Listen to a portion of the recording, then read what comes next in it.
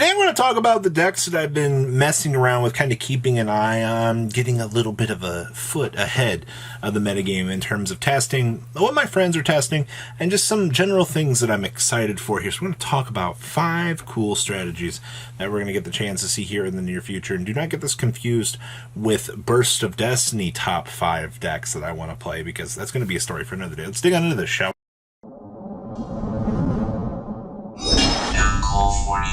Make sure you guys smash up the subscribe button so you guys don't miss out on more awesome content. Number 1 on our list here is going to be number 4, Kraken Control. Now, you've actually just recently seen me make a video talking about number 4, and a lot of you guys were like, well, wait a minute, why is a monster that has the ability to turn everything on the field to water really matter all that much in modern Yu-Gi-Oh? It's got a couple of unique effects here. So the first absurd effect of this guy is all face-up monsters on the field become water. So basically being able to use fish monsters to make this easy pieces. You're already playing fish monsters in your deck. Got to meet the absurd 2 level 4 water requirements. That's fine. But once you turn everything on the field to water, it means we can go and lock our opponent, baby. Alright? And then once returned during the main phase, quick effect can destroy 1 water monster your opponent controls, and if you do, inflict damage to your opponent equal to half the attack it had on the field. Well, that's fine. Alright, if this Succeed Summon card is destroyed, alright, you can special summon Kraken spawns from your extra deck up to the number of materials this card had and attach up to 1 water monster from graveyard to each. So, technically, floats down into 2 monsters. And then your opponent then has to deal with the Kraken spawns, which the Kraken spawns, once returned during the main phase, quick effect, destroy 1 water monster your opponent controls. And if the special summon card by a number exceed monster effect is destroyed, you can special summon another Kraken monster from a graveyard up to the number of materials this card has and attach them up to 1 water monster from your graveyard for each material. So technically, you can go grab the number 4, reattach it. It's like a little wall, but for like a grindy control deck, we've been playing this a lot on Edo Pro, just kind of messing around. It's not the greatest contraption in the world. I'm actually kind of wondering how the OCG is finding as much success with this build as they are. But in terms of like walls and goes-ins and a very fun time, like this deck definitely is excitement in my opinion. So I'm really looking forward to getting the chance to play this. Now next up here is the Numbers Utopia deck. I'm so excited for Utopia Dragner, baby. I've spent a lot of time on Utopia Dragner. My friend came up with a really good build for this, playing the Astro Karibo and the ability to search for the change tactics. If you draw Exceed change tactics and your life goes well, you're drawing like 4 cards off of a 2,000 life point burst. You also play like a ZS Ascend Sage. You play some other cool, crazy stuff as well. I mean, you have so many built-in searchers. You have so much raw draw power in the deck. It's kind of insane at the end of the day, like how much advantage you can generate. I think some of the best boards you make, you end on like F-Zero, Dragner. So yeah, you end on Utopic Future Drago. You end on Dragner with the ability, if you do this right, you go into a Hope Harbinger on the opponent's turn with the Hyper rank up, and then you have the Z Leo arms equipped with the new Pegasus. So you end on what, like 3 negates? And then if all goes well, you have the number of protection backing up that field that you just built. Well, shuck me darn. That sounds really good. Also, the deck can play through 2 hand traps, depending on how it opens up. Most of the time it can play through 1. I've not seen a really crazy, like, certain hand. I just know we opened up 1 brick in testing, and we got hand trapped, and we were like, alright, well, we're going to gas through this anyway. Sometimes you have to, you know, Zexal Construction, send back the really stupid brick. Alright, I really hate when you draw double or nothing, man, and it's the curse. Alright, like, you think Utopia's a fun deck? Wait till you draw double or nothing, alright? I'm really looking forward to that one, though. Next up here is Flanders. And I know I haven't posted a Flanders deck on the channel yet. We will eventually get to that. That's one of the more exciting lists I'm kind of waiting to bring you guys. So, normal summon the deck. So what's the deck do? Normal summon F, normal summon F, normal summon F, normal summon F, normal summon F, normal summon F, normal summon F, normal summon F, normal summon F, normal summon F, normal summon F, normal summon F. Oh, your turn. Normal summon F, normal summon F, normal summon F, normal summon. Okay, so that's the whole deck in a a nutshell. A field spell, when your opponent normal summons, we normal summon. Look at me. We normal summon. Alright, that's how the deck works. Alright, fundamentally, easy peasy.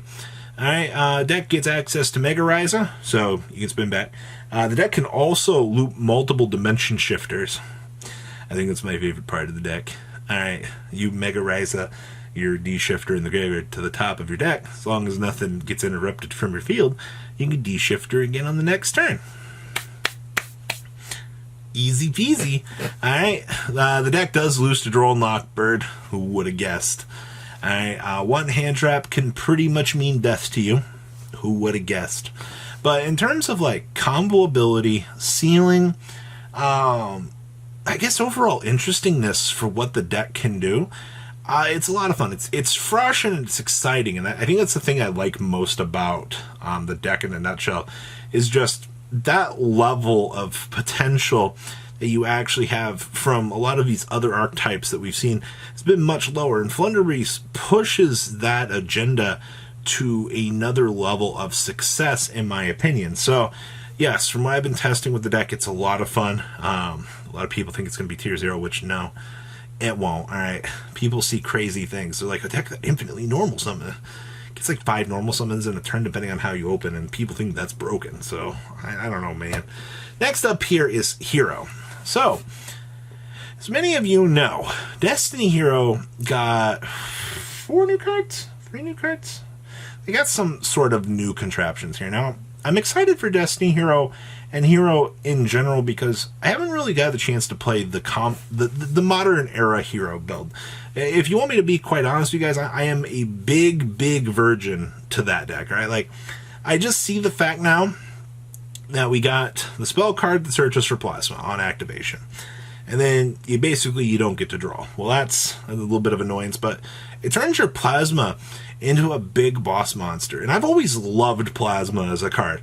Now, the fact that they've found an effective way to turn plasma into really a former shell of itself, a better version of itself, the anime version of itself, it's actually exciting to me. So with the new Destiny Hero support got announced, Fusion Destiny basically allows you to put 3 guys on the field, gives you an extra reuse of Mali, which the problem with Mali was it was too generic. All right, like if you ever allow Mali to come off that list, you kind of run into like a paradoxical problem, and that's kind of the issue with the card. Is at the end of the day, as much as we love Mali, it's too generic. So basically, if you make a hero monster that fixes the malicious problem, you're good to go. So Fusion Destiny puts 3 bodies effectively on the field now, which means that you can summon plasma, which is kind of what you want to do with the deck. Now, the reason why I bring up the combo variant of heroes is because, like, that's what you want to do with heroes. You want to combo. You want to do these cool plays. You want to be a hero when you play the deck.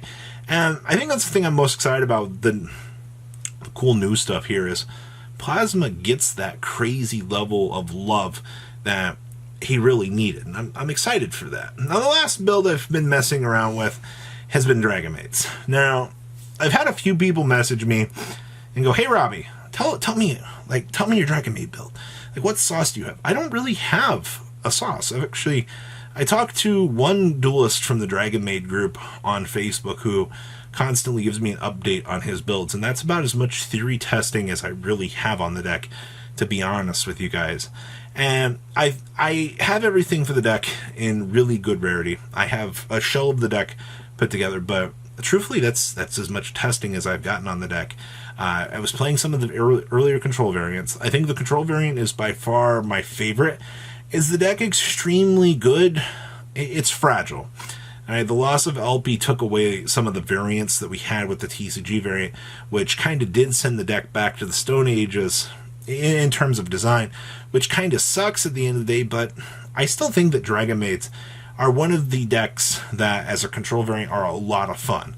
It's a lot more fair by modern Yu-Gi-Oh! Standards, I'm afraid, but at the end of the day, it's neither here nor there, to be honest with you guys. So, some excitement, at least, going on in my life here, as I still want to mess around with Dragon Maids, but honestly, I'm having more fun with Kraken Spawn, Goes and Match, the deck, than really anything else at the moment. So, what do you guys think? Guys, please leave a comment down below. Tell me what you guys think as well. And, of course, smash the love, subscribe, and so you guys don't miss out more awesome content. I'll see your beautiful faces back here later on the day. Peace out, guys. Thank you, patrons, for making the ride never truly end. Without you guys' support, well, I would probably be doing Truffle Shuffle videos for a living.